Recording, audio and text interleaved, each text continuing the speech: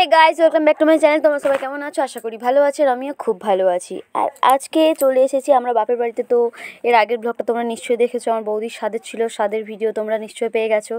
তো এখানে আজকে আমাদের ভিডিওটা ছিল খুব স্পেশালি, আমরা কেক বানাতে যাচ্ছি, সেজন্য তোমাদেরকে একটু কেক বানানোটা শেয়ার করলাম। তো এখানে আমি আর বাবাই সব কিছু বলে দিয়েছি, এবার তোমাদের দেখানোর পালা। তো এখানে বেকিং পাউডার, আর তারপরে নিয়ে চকলেট ফ্লেভার সিরাপ, এটা সবাই জানো খুব টেস্টি। যাই হোক, এটা কালারে দেওয়ার জন্য দেওয়া ছিল। আর তারপরে নিয়ে নিয়েছে এখানে কিশমিশ, কাজু বাদাম, পরিমাণ মতো সব কিছুই রয়েছে, তাই তো।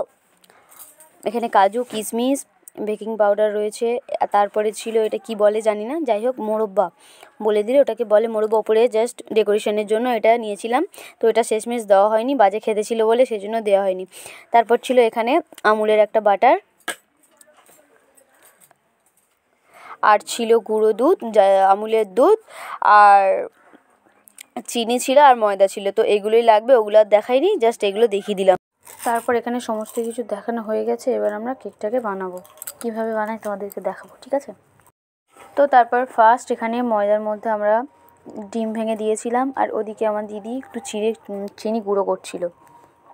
ডিম ভেঙে দেওয়ার পরে তারপর এখানে দেবো চিনি গুঁড়ো, বেকিং পাউডার, সমস্ত যা কিছু দেখিয়েছি সেগুলোই অল্প অল্প করে দেব।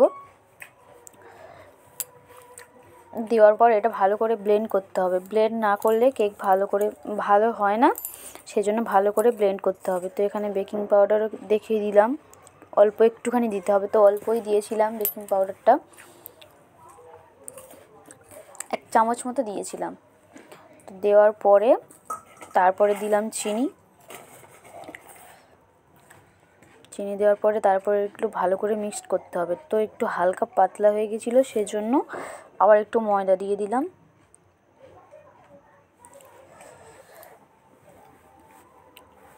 ময়দার দেওয়ার পর এবার দেখালাম যে বাটারটা দেখাচ্ছিলাম, তো বাটারটা এবার শক্ত ছিল না, সেজন্য একটুখানি গলিয়ে নিলাম বাটারটাকে ভালো করে, বাটিতে করে নিয়ে গ্যাসে ভালো করে গলিয়ে নিলাম, নিয়ে তারপরেই দিয়েছি বাটারটা। কারণ শক্ত ছিল, আর শক্ত দিলে ওর মধ্যে ভালো করে ওটা গলবে না, মিক্সড হবে না, সেজন্য বাটারটাকে গলিয়ে তারপরে দিয়েছি। তো এখানে একটা কথাই বলবো, ফার্স্ট টাইম ট্রাই করছি, কেমন হবে জানি না। তো মোটামুটি বেশ ভালো। তো তারপর এখানে সমস্ত কিছু দিয়ে ভালো করে মিক্সড করার পর দেখলাম যে ডিমটা কম ছিল, সেজন্য আর একটা ডিম আমি ভালো করে ভেঙে দিয়ে দিলাম। আর বাটারটা কিছুটা তুলে রেখেছি, কারণ আবার ওটা লাস্টে দিতে হবে, সেজন্য বাটারটা একটু তুলে রাখা হয়েছে। ডিমটা দেওয়ার পরে ভালো করে ব্লেন্ড করছিলাম আমি, দাদা পাচ্ছিল না, ওই জন্য আমি আবার নিয়ে ভালো করে ব্লেন্ড করছিলাম। কেক বানাতে গেলে এটাকে অনেকক্ষণ ধরে ব্লেন্ড করতে হবে, প্রায় 30-35 মিনিট ভালো করে ব্লেন্ড করতে হবে। ব্লেন্ড না করলে জিনিসটা ভালো হয় না, সেই জন্য অনেকক্ষণ প্রায় আমি ব্লেন্ড করেছিলাম। আমি জানি না, ইউটিউব দেখে দেখে এটা করছিলাম, রেসিপিটা ভালোভাবে দেখে নিয়েই করছিলাম, ফার্স্ট টাইম ট্রাই করেছি। তো এখানে ভালো করে মিক্সড করার পর বাটারটা আবার যেটুকু ছিল সেইটুকু দিয়ে দিলাম। বাটারটাকে গলিয়ে নিয়েছিলাম, আগেই বলেছি, তো সেজন্য বাটারটাকে দিয়ে দিলাম। এখানে কেকটাই শুধু বানাচ্ছিলাম না, প্রচুর মজা হচ্ছিল, হাসি হচ্ছিল। আবার ভালো করে ব্লেন্ড করছি, বললাম যে কতক্ষণ ব্লেন্ড করতে হবে, সেজন্য এখনও এটাকে ব্লেন্ড করছি। আর ব্লেন্ড করার পর কিছুক্ষণ রেখে দিতে হবে। রেখে দেওয়ার পর তারপর আমরা গ্যাসে এটা দেবো। এখানে ভালো করে মিক্স করতে হবে।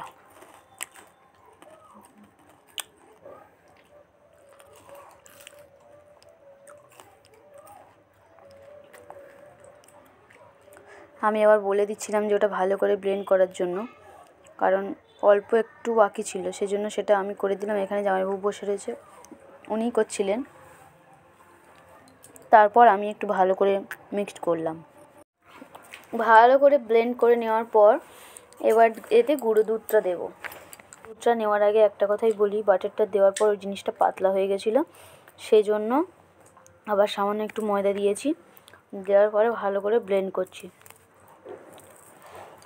এটা খুব অনেকক্ষণ ধরে ব্লেন্ড করতে হবে, দেখতেই পাচ্ছ কত সুন্দরভাবে ব্লেন্ড করেছি।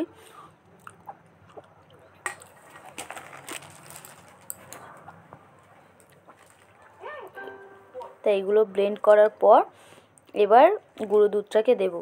আর ব্লেন্ড করার পর দেখিয়ে দেবো যে কত সুন্দরভাবে ব্লেন্ড করেছি। দেখতে পাচ্ছ আমি হাত ঘুরিয়ে ঘুরিয়ে ব্লেন্ড করছি, অনেকক্ষণ ধরেই ব্লেন্ড করতে হবে।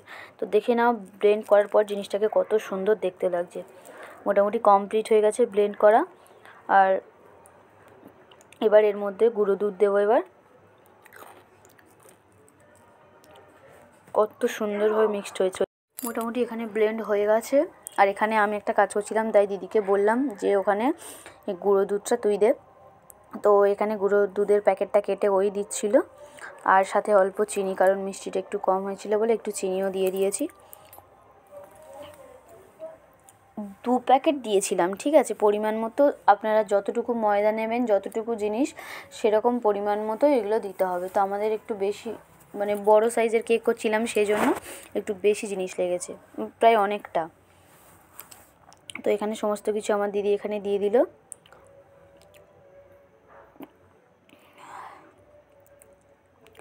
ফার্স্ট টাইম বানালে যা হয় আর কি, সব কিছুই গুলিয়ে যাচ্ছে। তো এখানে আগে বলে রাখি, এখানে চকলেট সিরাপটাও দিয়ে দিয়েছিলাম আগে মিক্সের জন্য, ওটা জাস্ট কালারের জন্য দেওয়ার, টেস্টের জন্য। এখানে সমস্ত কিছু দিয়ে দিয়েছি। এবার ওটাকে মিক্সড করছে দিদি ভালোভাবে, গুঁড়ো দুধটাকে দিয়ে মিক্সড করছে। গুঁড়ো দুধটাকে দিলে কী বলতো, ওটা আর একটু গাঢ় হয়ে গেছে সুন্দর। যতটা পাতলা ছিল আর একটু মোটা হয়ে গেছে, কারণ কেকটা তো পাতলা করলে হবে না, সেজন্য একটু মোটা করে নিতে হয়েছে। গাঢ় করে নিয়েছে যাতে জিনিসটা ভালো হয় আর কি। ভালো করে আবার ব্লেন্ড করতে হচ্ছে, এটা মানে অনেকক্ষণ ব্লেন্ড করতে হবে।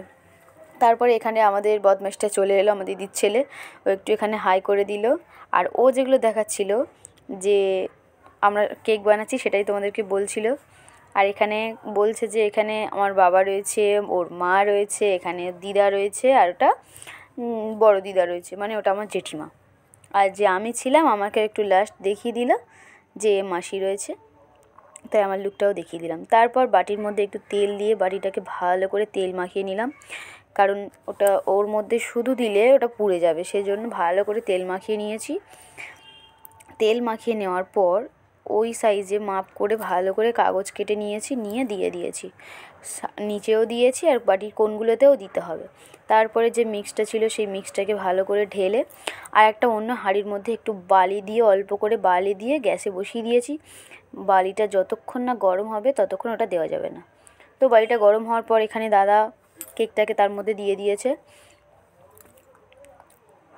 দিয়ে দিলে তো তারপরে ঢাকা দিয়ে দিলাম, তো ঢাকা দিয়ে দিয়েছি।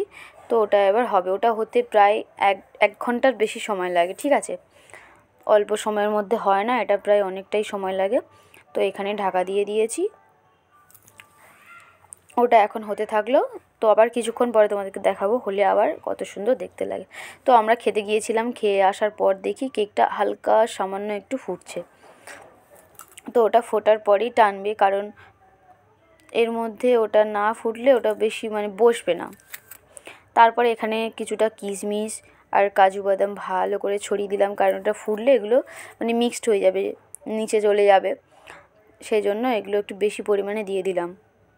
এখানে কিশমিশ, কাজু বাদাম আর উপরে ডেকোরেশনের জন্য, সেটা পরে আপনাদেরকে দেখাবো, এটা মিক্সের জন্য দিয়ে দিলাম, কারণ ভিতরে না হচ্ছে কাজু কিশমিশ না গেলে ভালো লাগবে না, টেস্ট হবে না,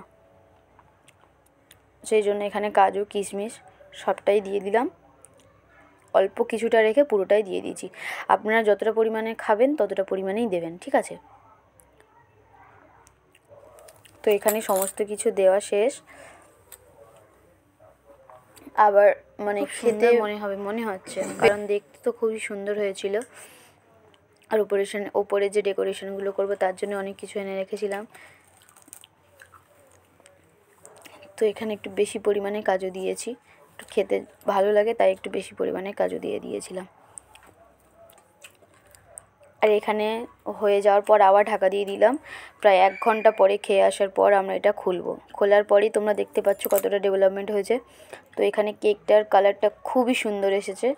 আর উপর থেকে দাদা একটু কাজু কিশমিশ ছড়িয়ে দিয়েছিল। তারপর কেকটাকে আমরা ডেকোরেশন করলাম। ডেকোরেশন করে দেখো কেমন লাগছে। খুবই টেস্টি হয়েছিল কেকটা, দেখেই বুঝতে পারছো কতটা ফুলে উঠেছে, কতটা অল্প জিনিস ছিল, কেকটা ফুলে কত সুন্দর হয়েছে। আর এটাকে একটু ডেকোরেশন করে দিয়েছি আমি। ভালো দেখানোর জন্য।